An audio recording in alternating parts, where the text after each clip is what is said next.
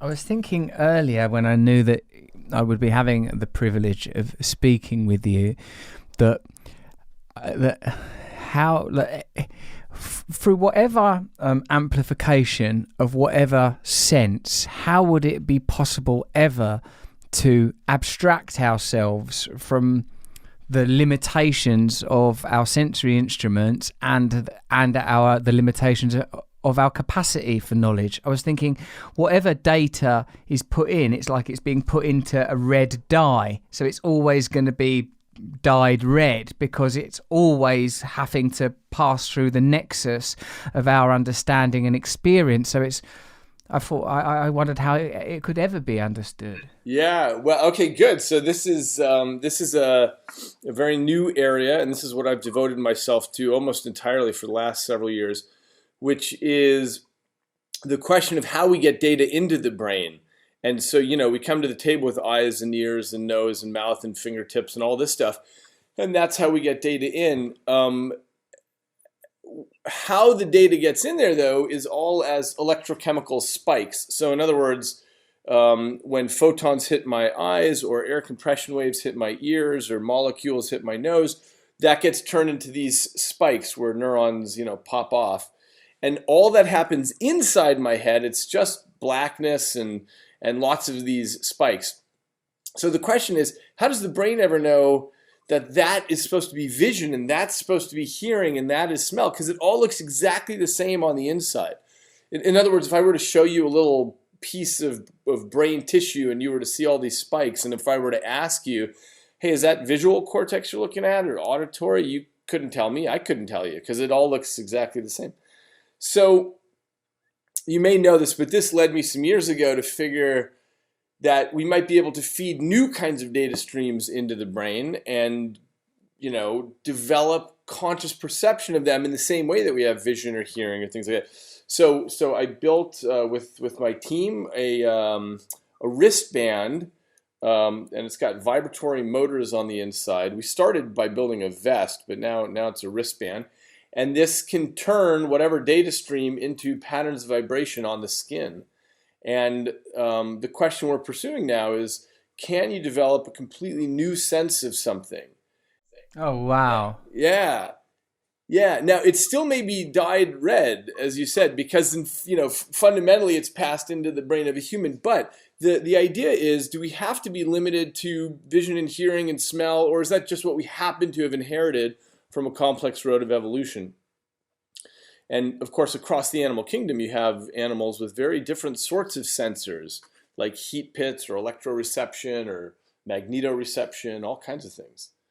Yeah. And it's kind of impossible for us to map what that might be like. Like in Nagel's famous essay, it's hard for us to understand what it's like to be a bat, because how can we ever understand echolocation other than what you're experimenting with right now with these skin vibration watches? Yeah. I have a feeling that if this works well and people develop new sorts of senses, there might be sort of like a speciation event within humans, by which I mean, if you're wearing a wristband and feeling Twitter, and I'm wearing a wristband and feeling infrared light, and someone over there is feeling the stock market, and we develop direct perceptual experiences of it, there may be a sense in which we cannot communicate that to each other.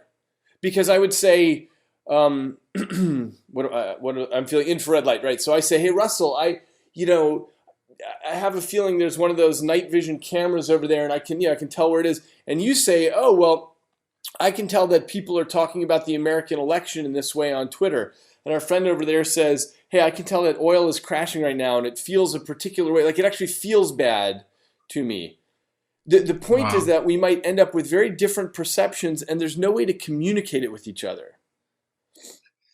Even within the field of the more mundial, in David Foster Wallace's essay on Tracy Austin and the disappointment of her ghosted autobiography, it's called like Centre Court or something, I can't remember the name, but he says that the disappointment of the sports biography in essence is we, the sports fan, want to read a sports biography, and for them to be able to tell us this is what it's like when you hit that stroke or score that goal. And he says that they can never do that because not being present or being and not being able to articulate it is somehow the essence of what they do. That if you were like me or any other non-genius athlete, you would be, oh no, those people are looking at me, where do I kick the ball? You know, it's like they're dealing with stimuli in a way that is somehow alien or at least particular. That is exactly right. Some years ago I wrote a book called Sum, S-U-M, and yeah, I got it. Oh, great. And one of the stories, maybe you remember the story, is about in the afterlife, you get to choose what you want to be in the next life. And so, you can choose to be, for example, a horse. And as you get transformed into a horse, you realize at the last minute the problem you forgot, which is the more you become a horse, the more you forget what it was like to be a human wishing it was a horse. And just as you are ending up there, you painfully ponder what magnificent extraterrestrial creature chose in the last round to be a human as they were seeking extra simplicity. Oh, wow. That's beautiful. Yeah, thanks. But the reason I wrote that story is exactly because of this thought about how impossible it is to be in someone else's head ever. To know what it's like to be that athlete in the situation or to be another animal or to... for example, I, at this moment in my life, am dealing with, several friends in the community who are blind and who are deaf and things like that. This has to do with the sensory substitution that we're building. But what's interesting is if you're, for example, born blind, there's absolutely no way that you can understand what vision is. So you, Russell, could try to say, look, it's like this and blah, blah, and you try, and there's no they might pretend to understand you in the end, but they can't. The idea of capturing photons from a distance and knowing what's there, and it's just totally foreign. I did stand up, David, on a similar idea where I speculated how would you ever explain a sense of smell to someone who didn't have a sense of smell, or if nobody had a sense of smell, the idea of distinctions between paint and bacon and what it is on a microbial level to have a sense of smell. And I used that as a sort of axis to explore the possibility that when we talk about God or mysticism, what we're talking about is on some level matter, but certainly energy or something that is beyond the realm and abilities of our sensory instruments.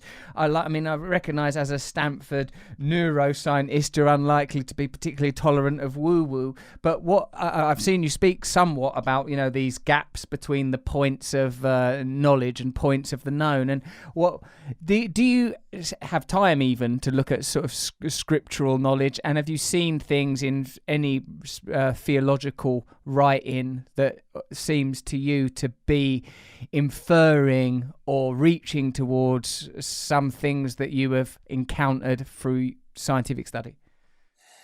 Here's what I'd say. I have not had time to look at any scriptural knowledge.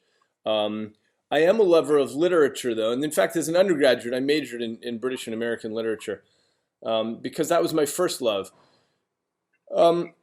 If you would allow me to expand from scriptural to literature in general, there is something that can capture that the science can't. I mean, there's this, if you've heard me talk about this before, my view on this, which is that science is the most powerful tool that humankind has ever had to do things and to push forward the boundaries of ignorance. But at some point, there are questions that we can't ask scientifically. Questions about meaning or, falling in love with your spouse. I mean, there's all kinds of things that the scientific vocabulary and way of testing doesn't quite capture. So that's where this other stuff kicks in, and that's why we, as a society, write books and have religions and so on, so we can tackle these bigger sorts of questions. It's a different way of knowing something. It doesn't necessarily have the same rigor.